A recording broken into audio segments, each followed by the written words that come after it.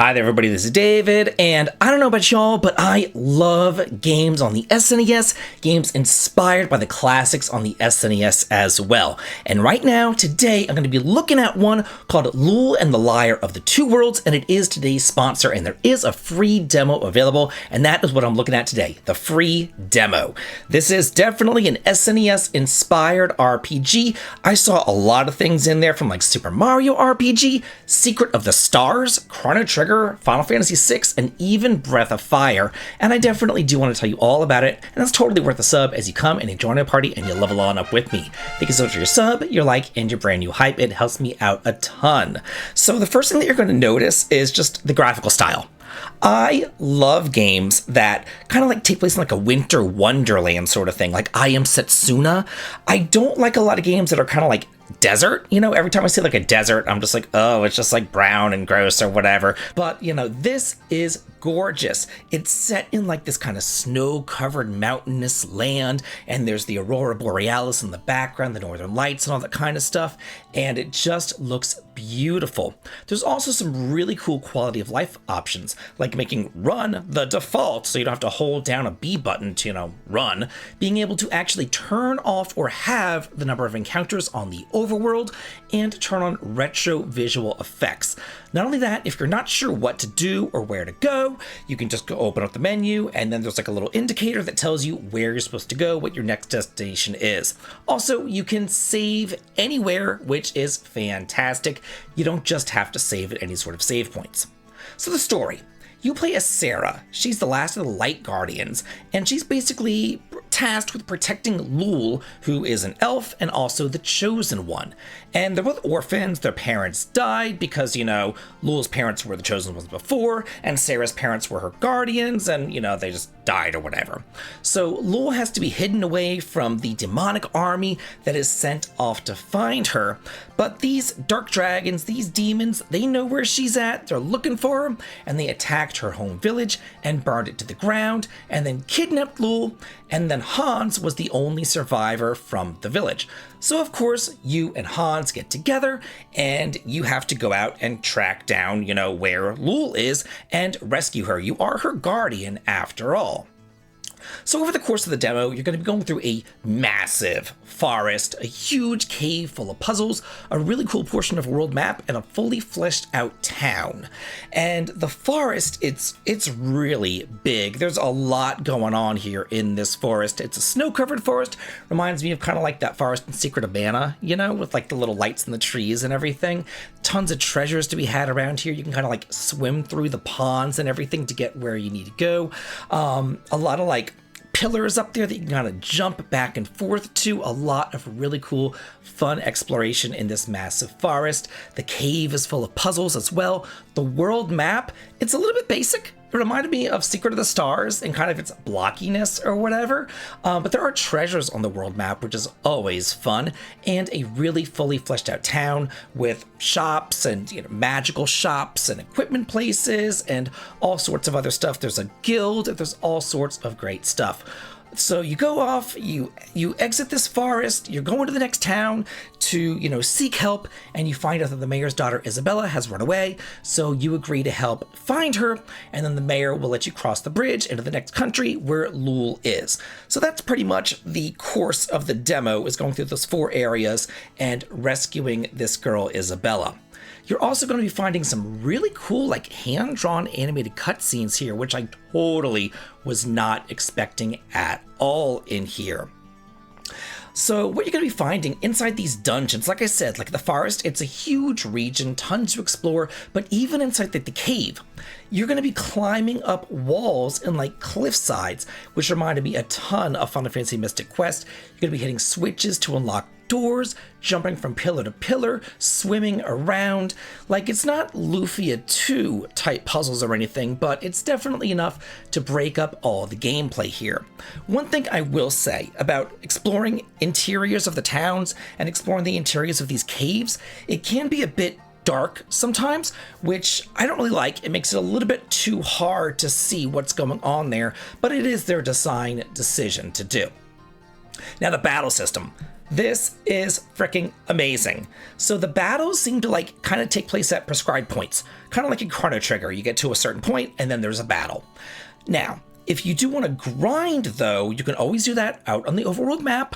There are encounters on the overworld map, but remember, you can also turn off the encounters on the overworld map if you want to. It is completely up to you. Whenever you first enter a battle, like this little timing meter will appear, and if you hit the red portion of that meter, you'll start the battle at a disadvantage. If you hit it on the gray portions, then it's just kind of like whatever, and if you hit it on the green portions, then you'll start the battle at an advantage. Now, the turn point combat system, like the turn points are pretty much the crux of the system. You're going to see some green dots on the right-hand corner of the screen, red dots on the left-hand corner of the screen.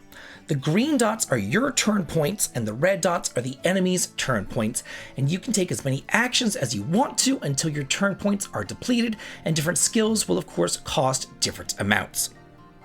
You can also move around the battlefield, you can use items, you can flee, you can change formations, you can use magic, attack, just use skills.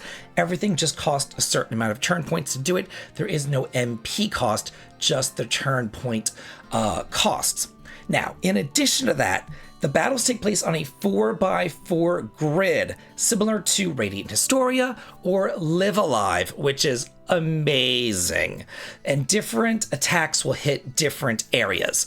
Like your regular physical attack with your hammer or your knife or your sword or whatever will just hit one vertical row.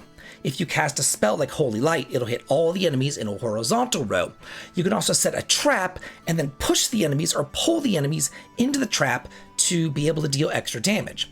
And Hans is able to push and pull enemies horizontally, whereas Isabella can move them around vertically up and down. Sarah, again, is your light guardian, and she's able to heal your party members. She's kind of tanky. She can do like holy-based damage. Hans is more of like a roguish bard. He's able to attack quickly with his dagger. He's able to move the enemies kind of back and forth, and he's able to even backstab and inflict like a bleeding status. And Isabella is more like a samurai. She could do like a spinning sword cyclone sort of attack, kind of like Chrono in Chrono Trigger, as well as move the enemies up and down. You can also check both your stats and the enemy's stats during battle, and in a really cool touch, kind of like Breath of Fire and Final Fantasy Mystic Quest, an enemy's HP will turn red whenever they hit critical health, so you know whenever they are, close to death. Not only that, there isn't just HP here. There is also an armor meter as well as a mana wall meter. And what you can do is basically, it's almost like the LP system in the Saga game or even in Beyond the Beyond. Yeah, we're getting a lot of references here. So basically, as you get attacked physically, if you have anything in your armor meter, that will absorb any sort of physical damage that you receive, as well as resisting any sort of physical status effects that you might get. If you get hit by a magical attack, then that will deplete your mana wall meter, and also the more mana wall you have, the more you're able to resist a magical status effect as well. But when either your armor wall or your mana wall break, then you will be vulnerable to attacks of that type. So you could just spend your time healing your HP, or you could really try to increase your armor and your mana walls. And you could do this by using the shield up. It's kind of like the defense, it's kind of like whatever in Legend of Dragoon, whenever you defended and you restored 10% of your health. It's kind of the same thing here. You defend, you use some of your turn points, you're able to increase your defenses by 70% for that turn, and it also restores both 50% of your armor and your mana wall. One thing to keep in mind, though, during battle is that you can only use one move per turn. So you can't spam all your powerful skills. So if you have a fireball attack, you can only cast that fireball spell one time that turn. You can only use the cyclone sword attack one time that turn. However, the only exception to that is your regular basic physical attack. So you can use that as many times as you want to. One thing though, and maybe just because I was a little bit underleveled, I didn't do any grinding in the demo. I didn't feel like I had to do any grinding, but I felt like the battles could be a little bit long at times, but it wasn't that big of a deal. As you're going through the dungeons and everything, you're going to find camping points. Again, you can save anywhere, but at the camping points, that's basically like a heal point, You'll be able to heal up, restore your HP, talk to your other party members, get story guidance, and also gameplay tips, and even maybe some suggestions for like side quests and things like that. In addition to all this gameplay, this RPG gameplay, there is mini games here as well. There's a card game that looks very much like Triple Triad. I won this card game. Don't ask me how though. I have no idea how I won, but I definitely won that card game. And then there's some other mini games in there that it reminded me of Super Mario RPG. Like whenever you go into the river section and you're like collecting coins, but you're like dodging these ice flows. And then the second that you're done with that river section, another portion comes up and there's a chase sequence and you're being chased by this octopus, but you can still go through and like collect the coins, but then use the ice flows to like attack the octopus. And then once, the octopus gets damaged enough, then the boss fight will begin like a raft fight, similar to the Ultros fight in Final Fantasy VI.